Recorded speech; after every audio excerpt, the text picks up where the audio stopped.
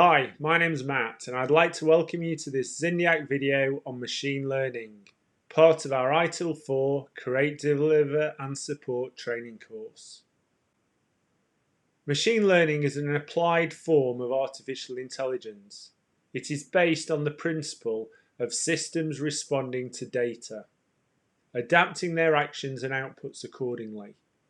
It is the basis for decision making in place of paths which are defined by instructions created by human service designers. So we're giving the responsibility and the authority to make decisions to the software, to the machine. It's best suited to solving specific problems. For instance, data classification on support records. As the complexity of a task increases, it becomes more difficult to map machine learning to that task. Deep learning is a subset of machine learning based on artificial neural networks. It can be supervised, semi-supervised, or unsupervised. It relies on computer systems modelled on the biological neural networks found in animal brains, human brains. Systems learn by considering examples, gradually tuning the weighting factors driving their processing in each instance. So you can imagine the sort of software that would be used by the video streaming or music streaming companies to offer you some new music or new videos or new films, some new entertainment. They're gradually learning over time what you like, what you don't like, maybe times of the day, days of the week, weeks of the month, months of the year when you like particular different types of entertainment. And the more data they have on you, theoretically, the more accurately they can predict and tailor their product to you. And that's what they're trying to do. What they're trying to do is tailor their product to match your requirements, to provide you with the best value, because that will keep you engaged, that will keep you on their platform. It will make you a loyal customer, which is what we all want. I mentioned supervised and unsupervised learning, and this applies to machine learning, not just deep learning, and we're going to look at those now. So supervised learning is the most common machine learning approach. Inputs and outputs are well defined, and we can represent it by the simple equation shown on the slide. Y equals f of x. That is, x is the input, f is the function we apply to x, the function that transforms the input into y, which is the output. So it's a very simple equation. We use it for lots of systems. We have an input, the system does some processing on the input and produces the output. As part of this learning process, a supervisor needs to determine the learning algorithm to be used and the sample data set used to train the machine. So what data are we going to give the machine to learn it? You'll have possibly come across this if you've used any sort of voice recognition system. When you set it up, they ask you to repeat specific phrases, and those phrases are the sample data set. So they said, if you repeat these specific phrases, we will record you saying those specific phrases, and they should be hopefully enough for the machine to learn the sound of your voice, how you say certain sounds, certain vowels, and so on, and be able to recognize what you're saying and therefore then interpret it. When the results which the system produces have reached a required level of accuracy, the system is considered adequately trained. Again, if you've used a voice recognition system, you'll know it doesn't always get it correct, which means that manual corrections need to be made, and they can be. Ongoing training can improve the reliability of the outputs, reducing the need for continual supervision. It's well suited to classification problems, such as identifying emails that are spam, and that's a great one to remember.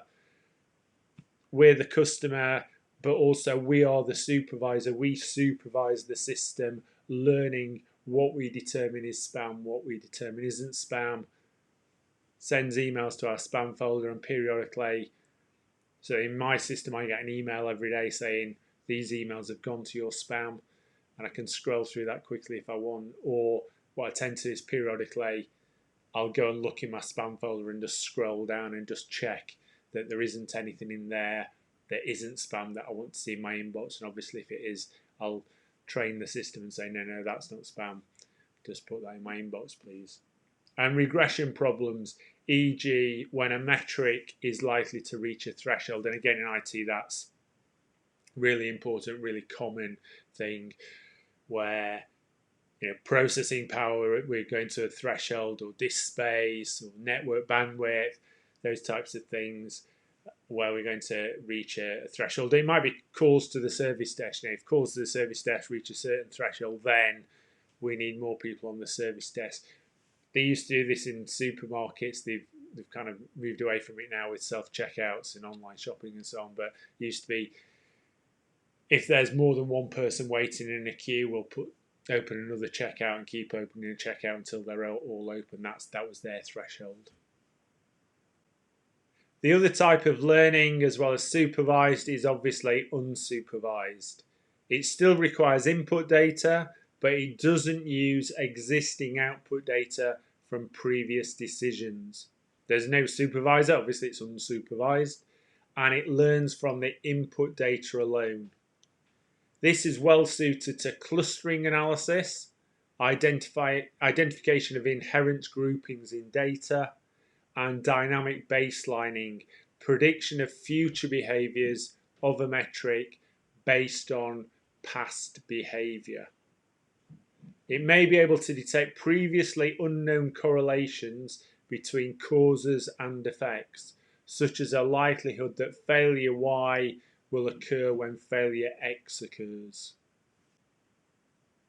The benefits of machine learning are that it is able to derive valuable results from quantities of data that will be difficult for humans to process, which may enable improvements in the efficiency or accuracy of decision making, the automation of entirely new data-driven decisions. And certainly the systems I've worked on that use machine learning on huge quantities of data are revenue management systems for airlines and other transport companies, hotels, those types of companies that have a fixed asset and they want to maximize usage of that asset on any given day, and they use machine learning to know effectively what price they need to be charging for a ticket at any point in time. So if they've got an occurrence, a flight or a hotel night or a train journey or a certain number of hire cars for hire on a particular date, let's say 1st of October, on the 22nd of September, how many do they need to have sold in order that they'll be full on the 1st of October? So if they've got 100 unit capacity on the 1st of October, on the 22nd of September, how many of that 100 do they need to have sold? And are they ahead of the game or behind the game? If they're ahead, they might put the price up, try and make a bit more money. If they're behind the game, if they're behind where they need to be, they might lower the price to try to make sure they're at 100% usage of capacity on a given day. And it works very well in that scenario. It does have limitations. Performance is entirely dependent on its data, the algorithms used within it, and for supervised systems, the quality of training. You know that yourself in terms of training spam filters. If you put in more effort, it does it better. If you don't put in much effort, it's probably not very good. And the same for smart speakers that are interpreting your voice. The more effort you put into helping them learn your voice, the better they are at recognizing what you want. If the input data contains inherent bias, this can distort the results. And there were some very negative publicity around this where chatbots were using Twitter and other social media to learn how humans interact, and they learnt really well, but they picked up human biases. So we ended up with racist chatbots because they were picking up their human bias from the conversations they looked at. So again, we need to be careful about, do we want that sort of output, or do we want to tailor it to maybe be a better version of us, if you like, take out maybe some of the undesirable elements rather than just copy human beings. Selecting and implementing the correct algorithm requires knowledge of data science principles and the nature of the data itself, including such aspects as its outliers. And they can be very important because the outliers can be the differentiators. In certain instances, the outliers can be the most important. So if the machine learning is saying, well, 80-90% of the time this is the case, so that's what I'm going to do, that might be the correct thing to do, but it might be the outliers, the kind of 10-20% of the time, or even less, that are more significant, that are more important, that actually that's what we need to work on. So do look at that. Training a supervised system requires the supervisor to have a clear understanding of which results are correct. So in the email spam filtering scenario, you absolutely have a clear understanding of which results are correct, because ultimately you are the person who judges whether something is spam or not. No one else can do it for you. So what I consider spam, you might consider valuable. What you consider valuable, I might consider spam. But in other areas, it's maybe not just one person. There's multiple stakeholders we need to consider. So again, be careful in that area.